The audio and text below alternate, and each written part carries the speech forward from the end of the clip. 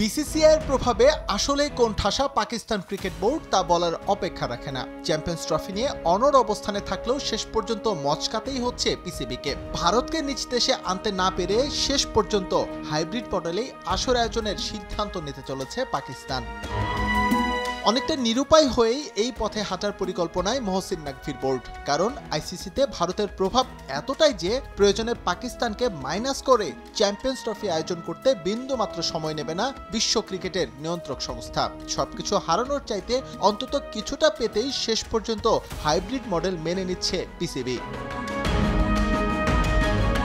পাকিস্তান শেষ পর্যন্ত হাইব্রিড মডেলে রাজি হলেও আইসিসিকে দিতে চলেছে বেশ কিছু শর্ত, যার প্রথমটা হচ্ছে ভারত যেহেতু পাকিস্তান সফরে রাজি নয়, তাই ভবিষ্যৎ টুর্নামেন্টগুলোতে পাকিস্তানও ভারত যাবে না। তার মানে দাঁড়াচ্ছে 2026 টি-20 বিশ্বকাপ, 2029 চ্যাম্পিয়ন্স ট্রফি এবং 2031 ওয়ানডে বিশ্বকাপ নিয়ে পরিস্থিতি জটিল হওয়ার সম্ভাবনাই বেশি। যদিও এই শর্তে আইসিসি রাজি হবে কিনা তা নিয়ে রয়েছে সংশয়।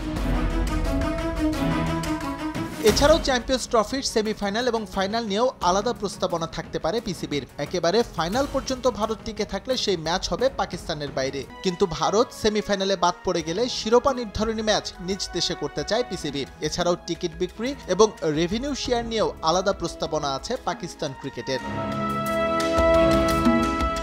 শনিবার সদস্য দেশগুলো নিয়ে এই বিষয়ে আরও একটি ভার্চুয়াল বৈঠকে বসার কথা ছিল আইসিসির, তবে পিসিবির পক্ষ থেকে সাড়া না পাওয়ায় বৈঠক হয়নি। আসলে চ্যাম্পিয়ন্স ট্রফি আয়োজন নিয়ে বল এখন পাকিস্তানের কোর্টে ঠেলে দিয়েছে আইসিসি, আর তাই পাকিস্তান যেদিন সময় দেবে সে অনুযায়ী বৈঠক হওয়ার সম্ভাবনা বেশি। ধারণা করা হচ্ছে এই মিটিং অনুষ্ঠিত হতে পারে সোমবার।